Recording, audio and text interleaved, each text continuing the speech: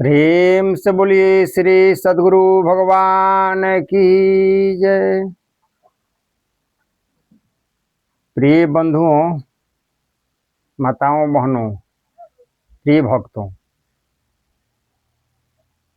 ये आज का प्रसंग है। ये विषय पर 5 जो हमारी ज्ञान इंद्रियां है, शब्द, स्पर्श, रूप, रस, गंध, ये मनुष्य में ये बहुत प्रबल ये विषय है। 5 इस एक विषय से एक जीव मारा जाता है। शब्द से हिरण, बांसुरी के आवाज को बड़ा सुनने में उसको आनंद आता है। वो हरिण बांसुरी की आवाज सुनते ही अपने शरीर के शुद्धि भूल जाती है और खड़ी हो जाती है और अपने आप को खो जाती है, इसलिए पकड़े जाती है। वो पकड़ने वाला पकड़ लेता है उसको। स्पर्श से हाथी को पकड़ने वाला एक पालतू हाथी ले आता है जंगल में, एक गड्ढा बनाता है हाथी के डूबने भर और उस पर बांस लकड़ी के पत्ते देकर कैसा बनाता है कि रास्ता जैसा लगता है कि वो रास्ता है। आगे हाथी को बांध देता है, पालतू हाथी के, और जंगली हाथी उसको स्पर्श करने के लिए जाती है। तो जब ही वो नजदीक जाते तो गड्ढा रहता है, गड्ढा में गिर जाती है, उसको दिखता नहीं है गड्ढा, गिर गई गड्ढे में। अब गड्ढे में गिरने के बाद हाथी, बहुत से हाथी के झुंड होता है, वो निकालने की कोशिश करती है, लेकिन वहां वो ऐसा आवाज दे करके बंदूक वगैरह नगाड़ा वगैरह बजाता है, सब हाथी तितर बितर भाग जाती है और उस हाथी को फिर उस सूंड के द्वारा निकाल लेता है। तो हाथी पकड़ी जाती है स्पर्श से, और रूप से फतिंगा। देखे होंगे आप लोग, जिसे रात के लाइट जलता है ना, तो वो फतिंगा उस पर आता है, रूप पर, रूप आकर के मोहित हो जाता है और वो अपने उसी पर पांख को मैंने पटक करके और जल के मर जाता है। रूप से फतिंगा और गंध से भांवरा। भांवरा क्या करता है कि कमल का फूल जब सूर्योदय होता है तो भांवरा उस फूल के सुगंधी के कारण उसमें बैठ जाता है, आ जा करके उस सुगंधी से इतना शुद्ध बुद्ध भूल जाता है अपने आप को उसको पता नहीं चलता है कि दिन कब खत्म हो गया, रात आ गया। वो शाम होता है तो सूर्य के अस्त होने के कारण कमल का फूल अपने आप की पंखुड़ी बंद हो जाती है, उसी में बंद हो जाता है और बंद हो गया। अब उसको होश वास नहीं है, अब उसको तो अब हवा मिल नहीं रहा है बाहर का, उसी में वो मर जाता है। जबकि देखिए वो भांवरा है ना, काठ जो है ना, काठ लकड़ी, उसको काट कर निकल जाता है, इतना उसमें माने है पावर, शक्ति है काटने का। लेकिन उतना मुलायम कमल का फूल को न छेदन किया। क्यों नहीं किया? इसलिए नहीं किया कि उसको पते नहीं अपने आप को, तो इसलिए भांवरा मारा जाता है। गंध से मंखी, रस से मंखी मारी जाती है। देखिए, मंकी को कोई रसीला पदार्थ रख दीजिए, जैसे मध वगैरह, घी वगैरह, इस तरह से मीठा कोई पदार्थ रख दिए रसीला ना, तो वो जाएगी धीरे धीरे धीरे धीरे ऊपर से, मन घूमेगी और घूम कर करके धीरे से बैठने की कोशिश करेगी, और धीरे से पैर पकड़ेगा तो फिर उड़ जाएगी, फिर खाने के लिए बैठेगी, पैर पकड़ेगा फिर पंख पकड़ लेगा, फिर डूब जाएगी, उसी में मर जाती है। तो इस तरह से 5 विषय हम लोगों में भरा हुआ है। पांचों विषय में हम लोग फंसे हुए हैं। जब एक जीव मारा जाता है एक विषय से, तब बताइए हम लोग में पांचों को 5 एक बार भरा हुआ है, कैसे हम लोग बचेंगे? तो इसके लिए हम लोग को ज्ञान होना चाहिए कि कैसे हम लोग इसे काम लें।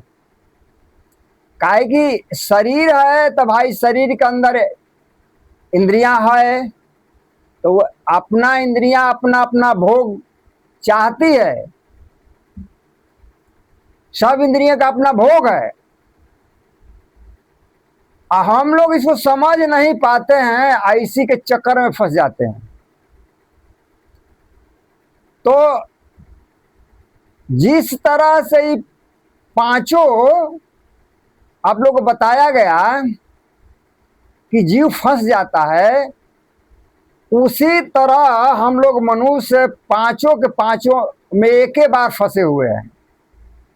कैसे निकले इसे? इसी के लिए हम लोग को सदगुरु की जरूरत है। काहे कि इस मार्ग को सही से सदगुरु ही बता सकता है,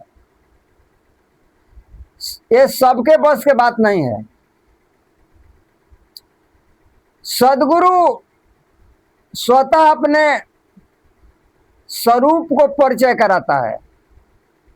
ये देखो, तुम शरीर नहीं हो, तुम इंद्रियां नहीं हो, तुम जीवात्मा हो, तुम्हारा संबंध परमात्मा से है, तुम्हारा रिलेशन परमात्मा से है। जो भी तुम सुख इस इंद्रियां द्वारा चाहते हो, उस इंद्रिया में उसी की शक्ति है, जो कि वो अपना शक्ति इसमें शरीर में फैलाता है, और उस शक्ति के कारण हमारी इंद्रियां इस तरह से अपना कार्य करती है। जैसे गीता में कृष्ण भगवान बोले हैं कि मम मंस जीलोक जीभूत सनातन मनसाष्टानि इंद्रियाणि प्रकृतिया स्थानी करसती। कहते हैं कि अर्जुन, अने सनातन अंश जीवात्मा मैं ही हूं तुम्हारे अंदर, जिसे 5 इंद्रियां बताया गया, शब्द, स्पर्श, रूप, रस, गंध, ये सब मन के सहित पांचों को कृष करता हूं। ये मन सहित, मन सबका मालिक है, ये मन सबका मालिक है। जावना इंद्रिया पर मन जाता है ना, वही उस इंद्रिया का कार्य होता है। तो हम लोग को समझना है कि जैसे इंद्रिया का जो कार्य है, और कार्य जब कृष्ण के द्वारा हो रही है, तो हम लोग फाजुल के अहंकार में फंसे हुए हैं। हम लोग को अहंकार जो है, मैं मेरा, ये अज्ञान का कारण है। जब तक हम लोग अपने स्वरूप के जान नहीं पाएंगे, तब तक हम लोग को ये विषय परेशान करेगी, और वास्तविक सुख से वंचित रखेगी। इंद्रियां द्वारा जो मिला है कार्य करने के लिए, तो उसको कार्य किस तरह से करना है संसार में, वो गुरु के माध्यम से जानकारी मिलती है। कोई इंद्रियां माने जीव के घातक नहीं है, काहे को कृष्ण से, लेकिन उससे क्रिया माने कार्य में किस तरह से लेना है, तो वो गुरु बताता है कि ये सब भक्ति होती है। यदि हम लोग इंद्रियां के द्वारा परमात्मा के लिए कार्य करते हैं, प्रभु के लिए, प्रभु की खुशी के लिए कार्य हम लोग करते हैं, तब तो उसको भक्ति कहा जाएगा।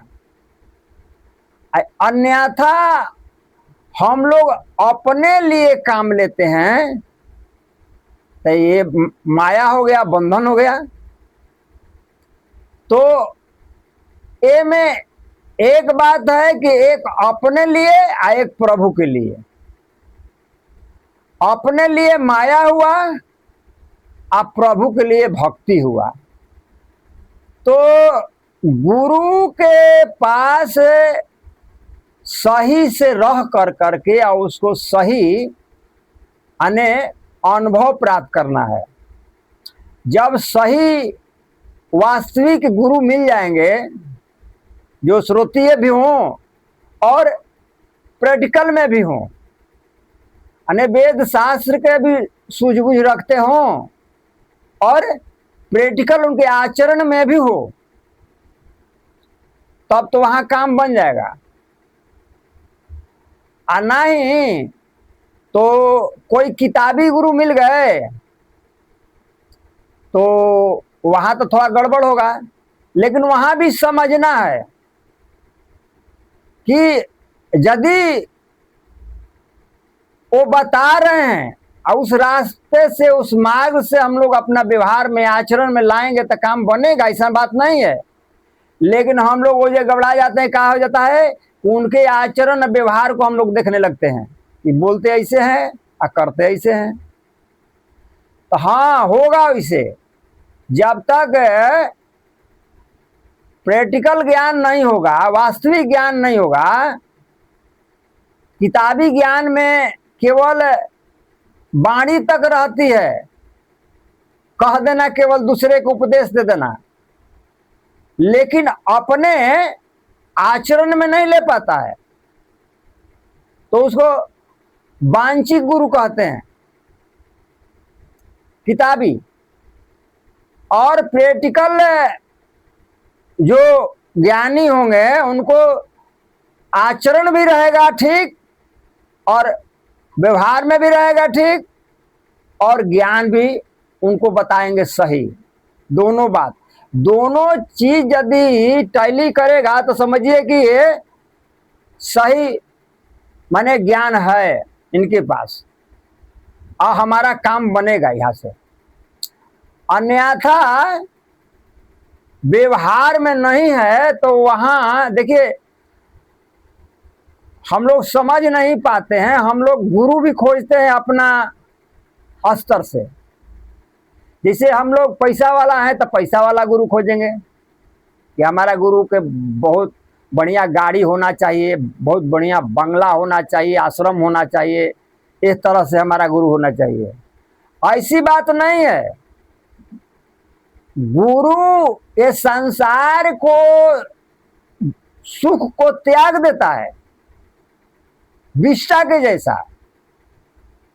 उसको ये सब भौतिक सुख से कोई लेना देना नहीं होता है कि अच्छे गाड़ी पर घूमे, अच्छे उसको लोग कहे, वो कोई क्या कहेगा कोई ना कहेगा उसका कोई परवाह नहीं करता हो ज्ञानी। वो अपना ज्ञान में उछलता है, वो संसार के सब सुख को त्याग देता है। उसके अंदर कोई सांसारिक सुख के इच्छा नहीं रहती है। कहते हैं कि चाह गई चिंता गई मनवा बेपरवाह, जाको कछु न चाहिए वह सहनसा। चाह गई तब चिंता गई, जब तक चाह रहेगा तो चिंता रहेगी, मन बेपरवाह नहीं होगा, परवाह करेगा। जाको कछु न चाहिए, संसार से कुछ उसको नहीं चाहिए, भौतिक सुख उसको कुछ नहीं चाहिए, स्वतः शरीर केवल चलाने के लिए मात्र भोजन पानी और साधारण कपड़ा, शरीर के रक्षा मात्र के लिए, और शरीर से जो फाजुल चीज रखता है वो भोगी कहलाता है। मान लीजिए कि उसको एक कपड़ा से काम चल जाना है और 10-20 कपड़ा काहे के रखेगा, उसके पास आएगा भी तो बांट देगा, दूसरे को दे देगा। उसी तरह जो भी वस्तु आती है संत के पास, पैसा भी आएगा, रुपया भी आएगा, तो अपने पास रखता नहीं है, इसलिए उसको उससे कोई भोग का इच्छा है ही नहीं है कि हम अच्छे अच्छे कपड़ा पहने, अच्छे अच्छे गाड़ी पर चलें, हवाई जहाज पर घूमें, ऐसा कोई बात नहीं है। वो संत सब त्याग देता है। रामायण में गोस्वामी जी कहते हैं कि रमा विलास रामाय अनुरागी आत्मजत बमन जिन जन बड़ भागी।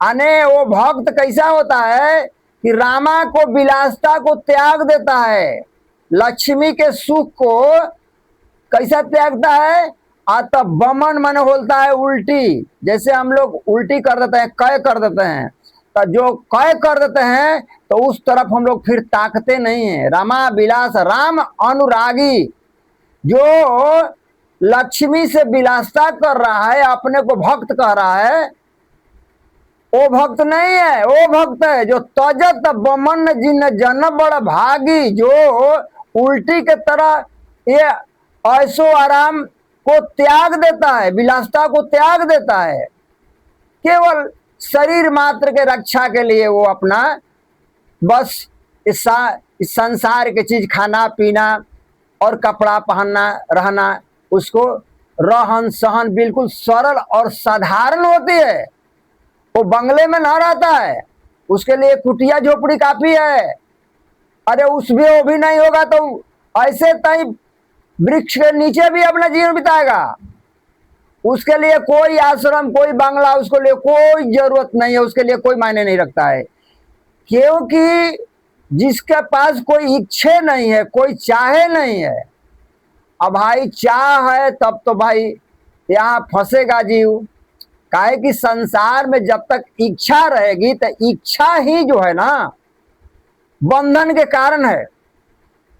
जब तक इच्छा मरेगी नहीं, इच्छा मरण हम लोग कहते हैं ना, तो हम लोग समझते हैं कि इच्छा मरने के बाद होती, ऐसा बात नहीं है कि जब चाहेंगे तब मरेंगे, ऐसा ना।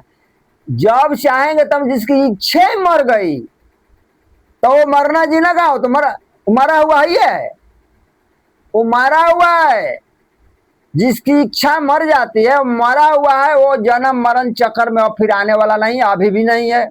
जब बंधन तो इच्छा है, चाह है, जब तक चाह रहेगी, इच्छा रहेगी संसार की, तो भैया आवागमन रहेगी। प्रेम से बोलिए श्री सद्गुरु भगवान की जय।